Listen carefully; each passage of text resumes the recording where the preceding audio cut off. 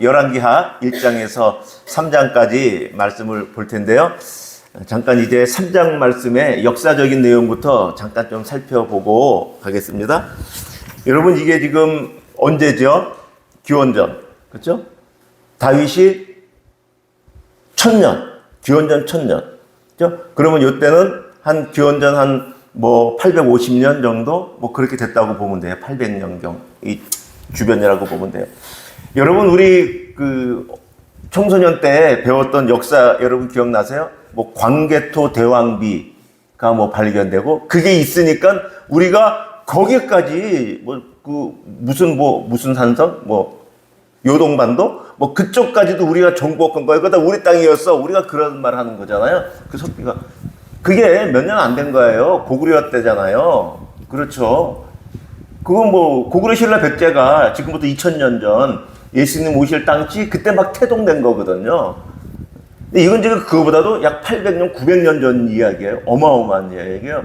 그때 석비 같은 게 하나가 발견되면 이거는 정말 명확한 증거죠. 여러분, 여기 지금 3장에 이스라엘의 여호람 왕하고 지금 모압 왕하고의 관계잖아요. 아합 때는 모압이 조공을 바친 거예요. 그런데 이제 아합이 아들이 이제 아하시아가 죽고 그 다음에 여호람이 이제 와서는 이들이 조공을 이제 안 바친 거예요. 자기네들이 힘이 세졌다. 또 하나 이스라엘의 힘이 약해졌다는 거죠. 그러니까 이제 여호람이 정복하러 가는데 자기 힘으로 부족하니까 남유다하고 같이 가자는 거예요. 여호사밧 왕한테. 여호사밧은 자기 아버지 아합 때 같이 연합군을 이룬 거를 알거든요, 이 아들이. 그러니까 또 자기 사돈이에요. 그렇죠? 그렇게 같이 간 거죠. 사돈 지간이니까. 그런데 유다에 또 이제 속국으로 되어 있는 나라가 에돔이에요, 에돔. 그러니까 이제 여호사밧은 에돔까지 같이 이제 자기 속국이었기 때문에 군사력을 보내라. 그래갖고 에돔 왕도 같이 오게 해서 이 세 나라가 연합해갖고 이제 출정을 한 거예요, 모압을. 근데 4절 보세요. 모압 왕 메사가 있잖아요. 그리고 이제 여기 지금 보면 우리가 볼 때는 말 같지 않지만 한편으로는 또 이스라엘이 같이 대치하고 있는데 땅을 팠는데 거기 물이 고였고 모압 사람들이 봤을 때 그게 아침 해가 뜰 때 핏빛으로 보여가지고 그냥 저들의 그 물자들을 그냥 노략하러 가자 하고 막 갔더니 이스라엘이 그들을 공격해서, 그렇죠? 그 상세한 내용은 일단 그렇다고 하고. 여러분, 이게 사실일까요? 제가 말씀드리는 건 이스라엘의 여호람 왕이 살았다는 게 사실이고 모압 왕 메사가 실제 인물이었던 게 사실이냐고 묻는 거예요. 2800년 전에 이런 일이 있었을까요? 여러분, 여기 보세요. 모압 석비. 이게 지금 위키백과 여러분 아세요? 전 세계적인 백과사전이에요, 지금. 위키백과. 그렇죠? 여기에 메사 석비라는 게 나와요. 메사 석비. 메사 석비, 이게 모압 석비예요. 아까 모압 왕 메사잖아요. 그렇죠? 이게 지금 위키백과에 이렇게 있는 거예요. 그렇죠? 메사 석비는 뭐예요? 기원전 9세기경. 여러분, 9세기면 그게 800년대가 9세기인 거예요. 요르단 동편. 여기잖아요, 지금. 있던 작은 왕국, 모압 왕 메사의 명령으로 제작된 석비다. 91cm 높이, 폭 60cm, 이런 게 있는. 지금 어디에 있어요? 프랑스 파리, 루브르 박물관에 있는 거예요, 이런 게. 우린 이런 거 가갖고 잘 보고 와야 되고, 이걸 읽고 와야 되는데, 물론 못 읽겠지만, 우리는 그냥 루브르 박물관 갔다 왔다 그러고 가죠. 이런데 영국 박물관하고 가보면 다 이스라엘 역사, 유다 역사하고 관련된 주변 나라 역사들하고 있는 자료들이 상당해요. 근데 이 비문이 해석돼 갖고 써 있잖아요. 같이 읽어볼까요? 나는 보이나요? 네, 그렇죠? 네, 조금만 더 작게 할까요? 네, 여기 시작. 나는 디본인 모압의 왕 메사이다. 나의 아버지는 30년 동안 모압의 왕이었다. 나는 나의 아버지의 뒤를 이어 왕이 되었다. 그리고 나는 그모스를 위하여 산당을 만들었다. 왜냐하면 그는 모든 왕들로부터 나를 구원해 주셨고 모든 원수들을 제압해 주었기 때문이다. 오므리는 이스라엘의 왕이었다. 그는 수년 동안 모압을 압제하였는데 그러나 나는 그와 그의 집을 제압했고 이스라엘은 폐허가 되었다. 오므리는 메데바의 전 지역을 소유하고 있었다. 그 지역의 오므리는 그의 통치기 전체를 살았고 그의 아들은 그의 시대 절반 동안 살았다. 모두 40년이었다. 그러나 그모스가 나의 시대에 이 지역을 회복시켜 주었다. 이거 오므리도 나오잖아요. 오므리 아들이 아합이거든요. 그렇죠? 오므리 이 가문이 아합 가문이고 아합 왕조인 거죠. 오므리 왕조가 아합이죠. 근데 여기 지금 그런데 여러분 그 석비 같은 거 할 때 뻥이 심해요. 자기가 다 정부예요. 자기의 공적을 후대에 지금 남기려니까 내가 다 했다는 거예요. 이 내용이 저는 내용 하나하나가 사실 그게 중요한 게 아니고 우리가 성경을 볼 때 이게 사실인 거 역사인 거 이게 뭐 근데 실제라는 거예요. 저런 게 역사에. 그럼 이거 하나만 그러겠어요? 또 여기서 모압 왕 메사가 그렇게 조공 바쳤다 그러면 아까 전쟁에서 그렇게 해갖고 모압하고 무찌렀더니 그게 거짓말이겠어요? 이게 사실인데 그럴 수 없잖아요. 그렇죠? 성경이 제가 말씀드리지만 성경은 역사책은 아니에요. 근데 성경은 역사적이에요. 왜요? 그 시대 내용을 썼기 때문에 성경은 철저히 역사적이에요. 여러분 요거를 제가 아까 말씀드린 것처럼 교회 여러분 폰으로 보면 이거하고 약간 다르겠지만 그렇죠? 홈페이지에 여러분의 자료실에 여기 성경 공부 여기 가시면 여기에 여기 제가 지금 여기 열왕기 하 3장 모압 석비 요거 누르면 여기서 바로 여러분이 요거 누르면 이제 바로 들어갈 수 있게 또 여러분 또 뭐 찾기 힘들잖아요.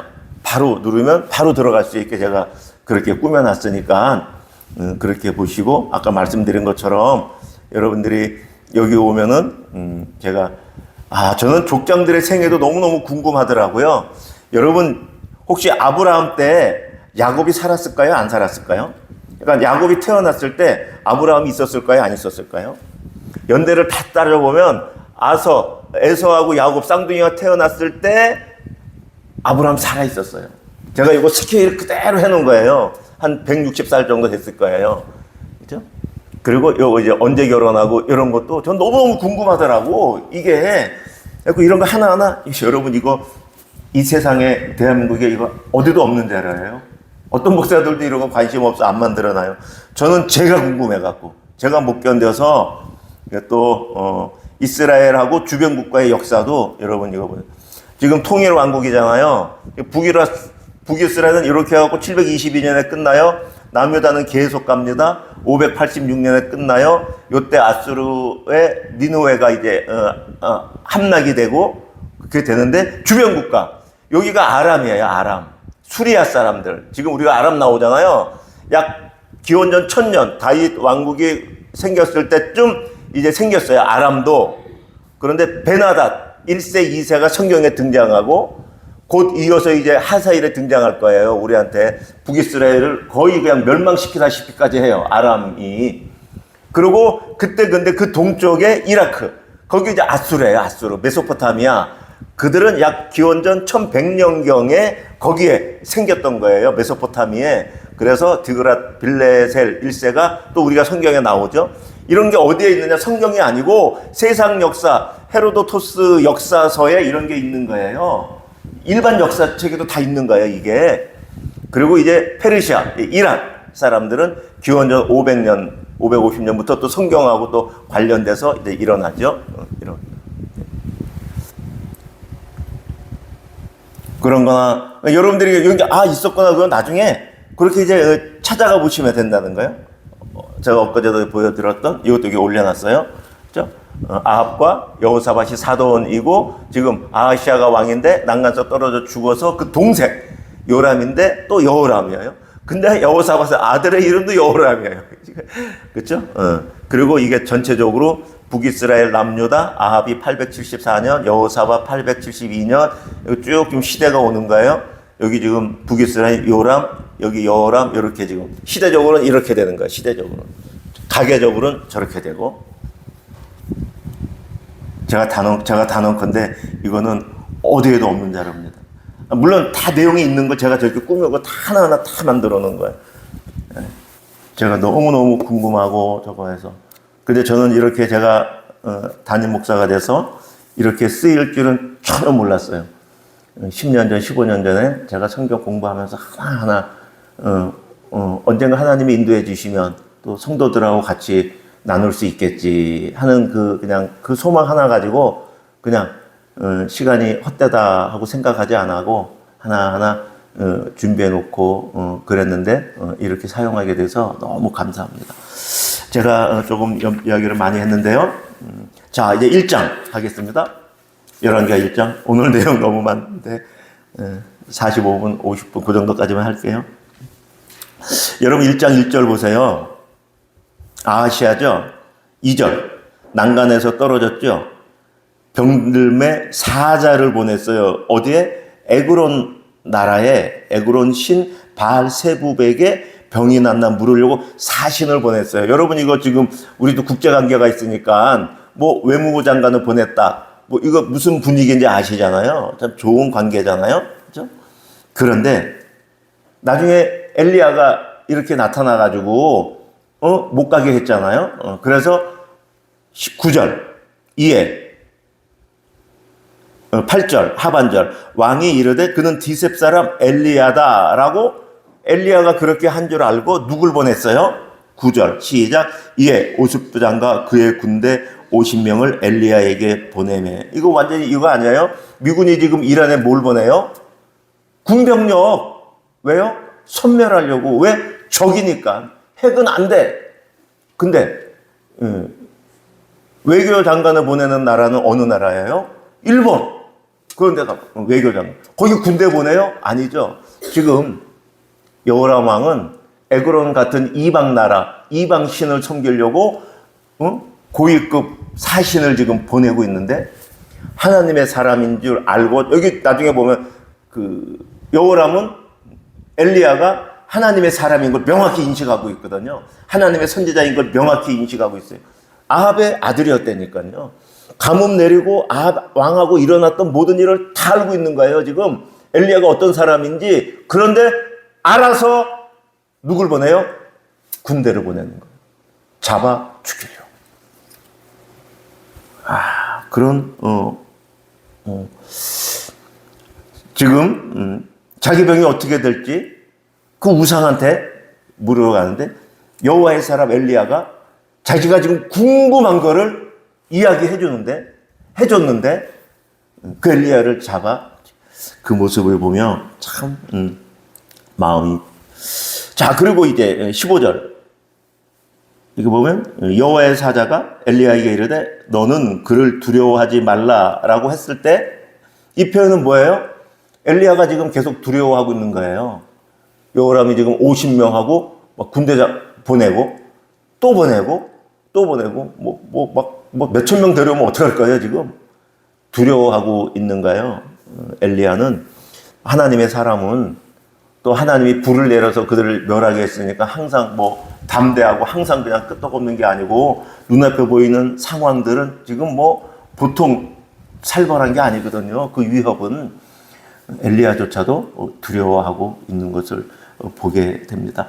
그러니까 제가 지금 말씀드리고 싶은 건 두려워하는 게 잘못된 게 아니라 제가 보면 두려워하는 거는 영적 분별력이 있는 거예요. 지금 저들의 세력이 얼마나 악한지 제대로 보는 거예요. 하나님이 구원해 주시겠지 그냥 시낙낙하는 게 아니고 삶의 현장은 그렇지 않잖아요. 일상은 그렇지 않잖아요. 그들이 얼마나 악한지를 지금 아는 거예요. 영적 분별력이 있어야 돼요. 그렇죠? 그런데 문제는 그것 때문에 두려워하는 것도 있어요. 저들을 보고. 그런데 무너지지 않는다는 거예요. 제가 말씀드리고 싶은 건 그런데 그들에게 굴복하지 않는다는 거예요. 그리고 하나님 앞에 더 매달린다는 거예요. 그렇죠?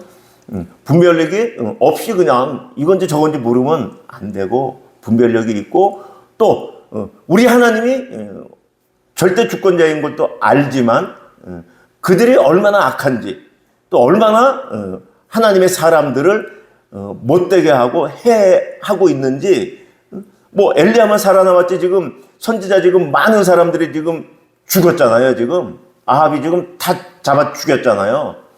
하나님의 사람들도 그렇죠? 그 현실을 알고 두려워하는데 그럼에도 불구하고 거기에 무릎 꿇지 않고 하나님의 말씀을 잡고 있는 사람 그들이 하나님의 사람이죠. 자, 그리고 엘리야가 이제 올라가는 게 나오고 124페이지. 여러분 이제 엘리사가 구하죠. 9절 124페이지 2장 9절. 엘리야가 엘리사에게 나를 내게서 데려감을 당하기 전에 내가 너에게 어떻게 할지 엘리사가 당신의 성령의 역사가 갑절이나. 여러분 이거 왜 구했을까요? 엘리사가 엘리야가 하는 그 성령의 능력 받잖아요. 와, 대단하잖아요. 갑절이나 주세요. 멋져서? 아니에요. 대단해서? 아니요. 엘리야는 우리 어성경에도 잘 나와 있지만 아합, 바알과 아세라, 세상 나라와 하나님 나라에 지금 대적하고 있는 그 하나님 나라의 그 사람 한 명이 엘리야고, 그에게 필요했던 것이 성령의 능력이었던 거예요. 그런데 지금 엘리사는 명확히 깨닫고 있는 것이죠. 자기는 지금 바알과의 싸움, 아합과의 이 싸움을 계속 이어져 나가야 되고, 이어져 나가려면 자기 힘으로 할 수 없는 것을 너무 명확히 깨달아 알아.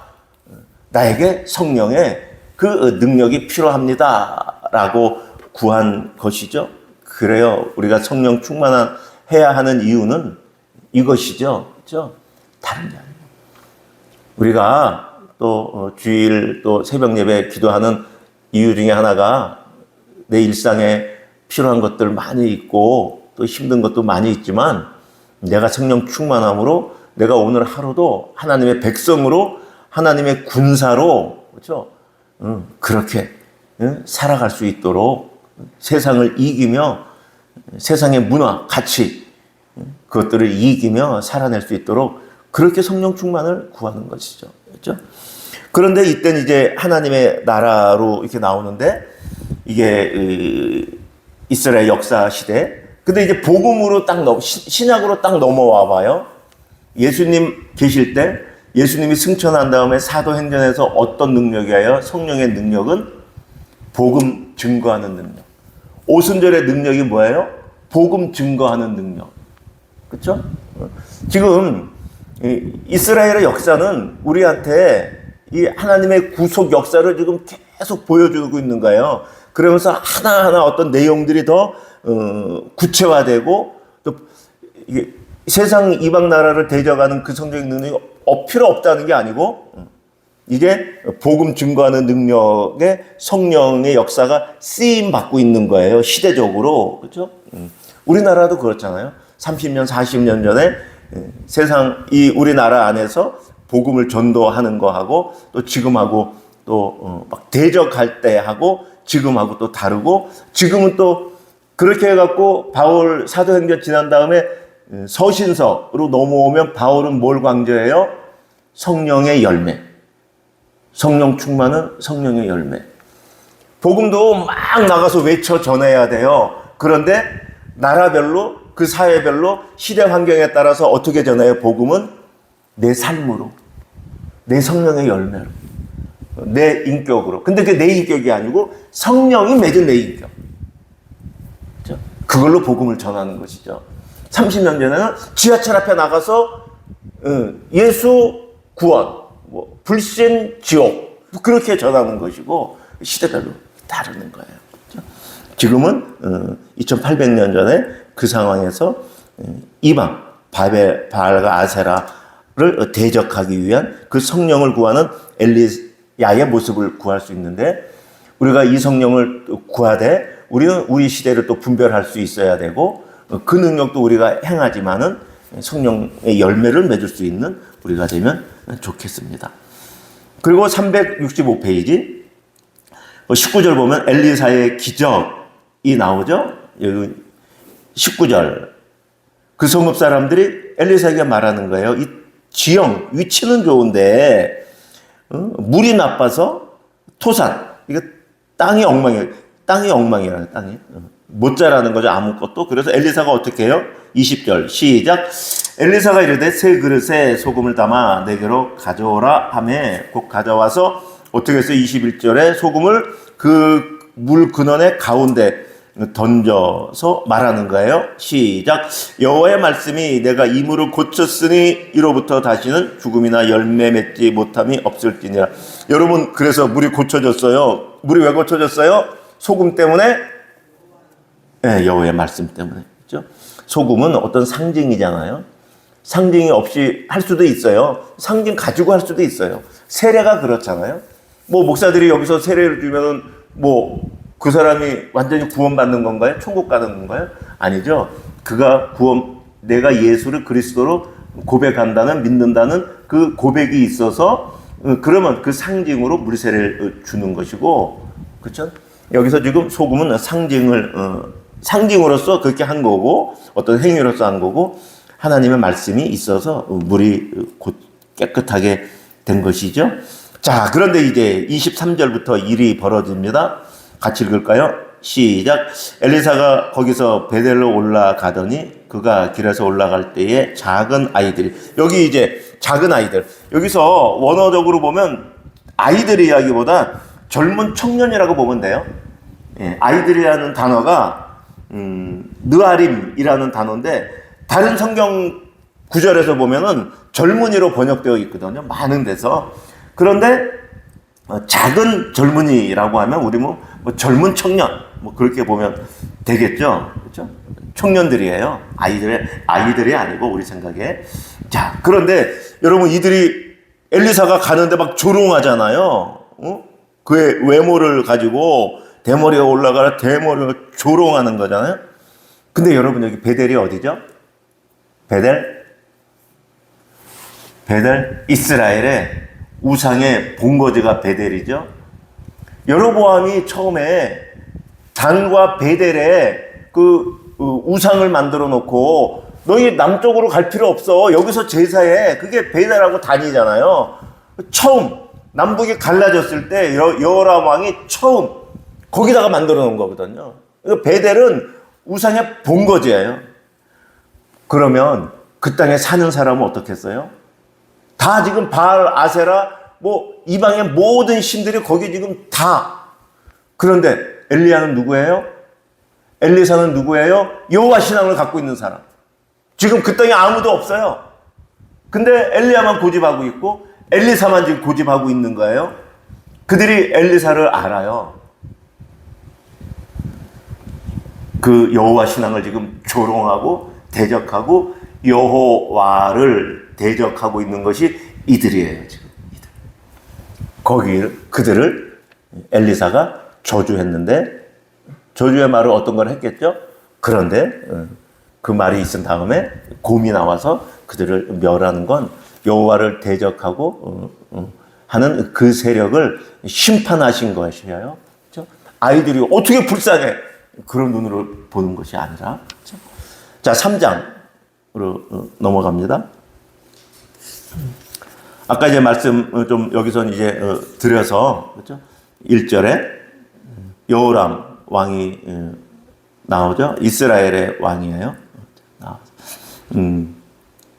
근데 이제 여기는 2절 보면은 그가 여호와 보시기에 악을 행했는데 그 부모 아합과 같이는 하지 않았다. 그래서 그의 아버지가 만든 바알의 주상들을 없앴는데, 그러나 3절 그가 느바세 아들 여로보암이 이스라엘에게 범하게 한 그 죄는 여전히 떠나지 않았다. 그렇게 나오고, 이제 모압 왕이 이제 반역을 해서 이제 그 연합군을 이루어서 섬멸하려고 하는 내용이 오늘 내용이었습니다. 자, 우리 이제 말씀을 따라 드리는 오늘의 기도하겠습니다. 시작. 위기의 순간에 세상에 헛된 우상을 찾았던 아하시아의 어리석음이 지금 세속화된 우리의 모습임을 봅니다. 내 생명과 건강, 인생의 문제를 세상 사람들이 말하는 처방에 의지하지 않게 하소서. 여호와 하나님의 기록된 말씀을 사모하며 깨달아 일상에서 하나님의 뜻을 따라 살아가게 하옵소서. 엘리사가 구했던 성령의 능력을 우리에게 허락하여 주옵소서. 성령 충만함으로 세상 문화와 가치관, 삶의 방식을 대적해 하소서. 성령 충만함으로 복음의 증인이 되게 하소서. 성령 충만함으로 성령의 열매를 맺는 온전한 성도 되게 하소서. 길이 없는 광야에 길을 내시고 물이 없는 사막에 생수를 준비하시는 여호와 하나님, 더 이상 길을 찾아 방황하지 않게 하옵소서. 더 이상 터진 웅덩이를 파지 않게 하옵소서. 내 인생을 내가 사는 것이 아니라 내 안에 계신 성령 하나님께서 인도하시도록 맡길 수 있는 은혜를 주시옵소서. 내 삶이 하나님 나라를 드러내는 도구가 되게 하옵소서. 예수 그리스도의 이름으로 기도합니다. 아멘. 개인 기도 드리시겠습니다.